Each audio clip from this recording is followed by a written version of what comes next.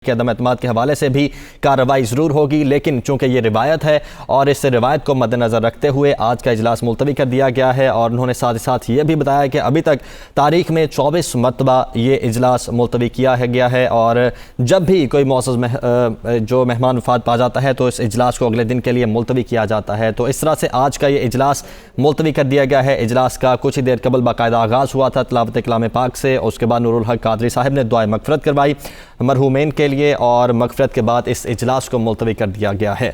अलीम मलिक हमारे साथ मौजूद हैं।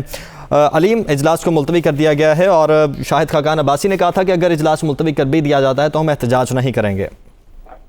जी, इस तरह की सूरत हाल बिल्कुल देखने में आ रही है, क्योंकि जब इजलास शुरू हुआ तो स्पीकर ने यही बताया कि जब भी कोई जो रुकन होता है कौमी असम्बली का, जब वो उसका इंतकाल होता है तो ये हमारा एक तरीकाकार है।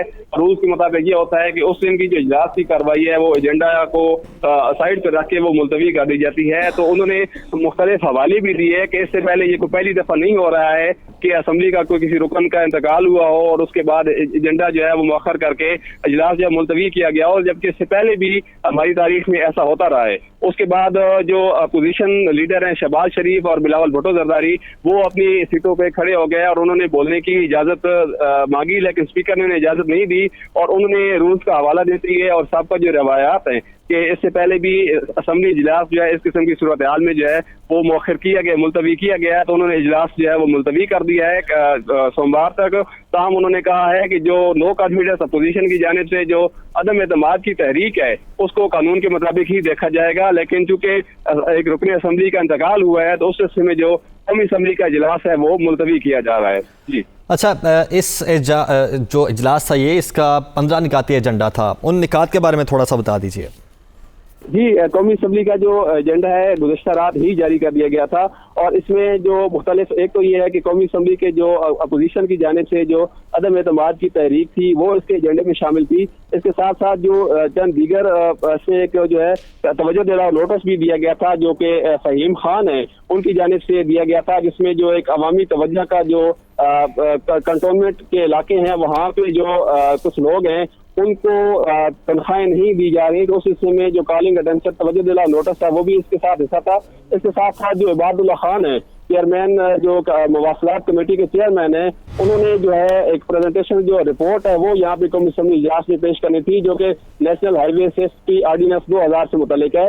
इसके साथ साथ जो कुछ श्रेणी कमेटियां हैं उनकी रिपोर्ट पेश की जानी थी, जबकि जो मुख्तलिफ इस किस्म की दीगर तहरीक थी वो भी आज के जो असम्बली का जो एजेंडा है उसमें ये शामिल थी। इसके अलावा जो मुर्तजा जावेद अब्बासी है, मरियम औरंगजेब हैं, चौधरी फकीर अहमद, उसके साथ अली गौर खान की जानिब से जो है वो कॉलिंग अटेंशन नोटिस जो जमा कराया गया था जो कि अपना जो एक अवामी तवज्जो के मुतालिक था, जिसमें जो मुल्क में पेट्रोलियम प्रोडक्ट्स जो है पेट्रोलियम मसनूआत की कीमतों में इजाफे से मुतालिक जो तवज्जो दिला नोटिस था वो भी आज के एजेंडे में शामिल था।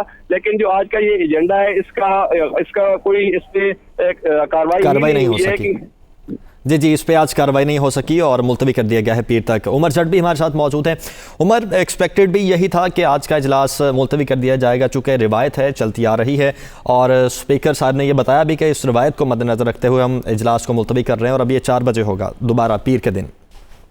जी बिल्कुल, और आज जब ये कार्रवाई स्टार्ट हुई है और स्पीकर ने जो रूल्स पढ़े हैं और उन्होंने रिवायत का जो जिक्र किया उसमें उन्होंने वो भी बताया कि माजी में किस किस हुकूमतों के दरमियान के दौरान कौन कौन से सेशंस थे, कितनी बार ये इसी रिवायत को बरकरार रखते हुए इजलास का एजेंडा जो है वो सस्पेंड करके उसे मुलतवी किया गया और उसको नेक्स्ट डे के लिए एडजर्न किया गया है। तो अब नेक्स्ट डे क्योंकि सैटरडे संडे छुट्टी है और अब पीर 4 बजे तक ये इजलास मुलतवी हुआ है और हुकूमत को मालूम था, उनकी स्ट्रेटजी ही यही थी, क्योंकि जितने वो पूरे एतमाद थे आज के दिन को लेकर, आज ख़ुसूसन आज के दिन को लेकर, उससे नजर यही आ रहा था कि वो प्लान कर चुके हैं और जो ये अपोजिशन की जानिब से ये कहा गया था कि वो जो तहरीक अदम एतमाद है उसको टेबल करेंगे आज के दिन, वो नहीं हो सकी और स्पीकर ने रिवायत को बरकरार रखते हुए जो कौमी असम्बली का ये सेशन है उसको पीर की शाम 4 बजे तक मुलतवी किया है।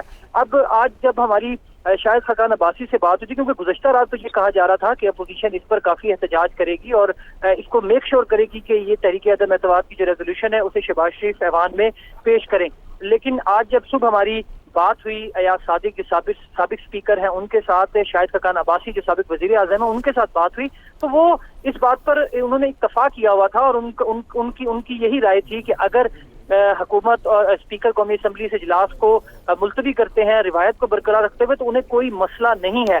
लेकिन उनकी ये राय भी थी कि अगर स्पीकर ने इस इजलास को तवील अरसे के लिए मुलतवी किया तो फिर मसला होगा और हम उस पर रजिस्ट करेंगे। अब चूंकि स्पीकर ने पीर के रोज ये इजलास बुला लिया है तो गालबन जो उनकी अपोजिशन की आज के दिन के लिए प्लानिंग थी कि वो इस बात पर सेटिस्फाइड है कि अब पीर के रोज अब वो तहरीक अदम एतमाद पेश की जाएगी, तो वो अब अपनी प्लानिंग उसी हिसाब से करेंगे। ताहम जो पीटीआई के जराए हैं और उनसे हमारी बात हुई थी तो उसमें लग यही रहा था कि 27 तारीख का जो इमरान खान का जलसा है परेड ग्राउंड में, उसके बाद ही ये रेजोल्यूशन ऐवान में टेबल की जाएगी और उसमें पीटीआई कामयाब रही है और वो अब 27 का जलसा करेंगे। वजीर आज़म इमरान खान उस जलसे से खिताब करेंगे इतवार के रोज और फिर सोमवार के रोज 4 बजे ये इजलास होगा जिसमें तहरीक अदम एतमाद पेश की जाएगी। तो जो पीटीआई की अब तक की प्लानिंग सामने आई थी, अगर मैं उसकी बात करूं तो उसके हिसाब से तो उसी प्लानिंग के तहत ये सारा कुछ सामने आ रहा है। हुकूमत ये चाह रही थी कि आज ये टेबल ना हो